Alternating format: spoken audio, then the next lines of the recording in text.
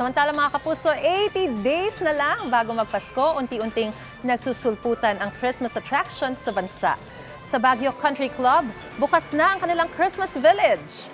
Carnival style ito with snow effect, kaya ang mga bata tuwang-tuwa sa paglalaro sa artificial snow. Swak din ito sa theme na Worlds of Fun. Siyempre, hindi mawawala ang nativity procession na nagsisimula ng ipalabas. Ngayon lang ulit ito nabuksan sa mga bisita mula noong pandemic. Bukas yan mula alas 5 ng hapon.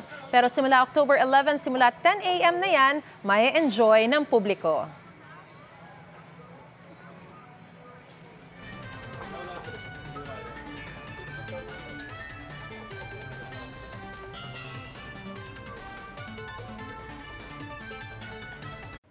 Mga kapuso, para una ka sa mga balita, mag-subscribe sa GMA Integrated News sa YouTube.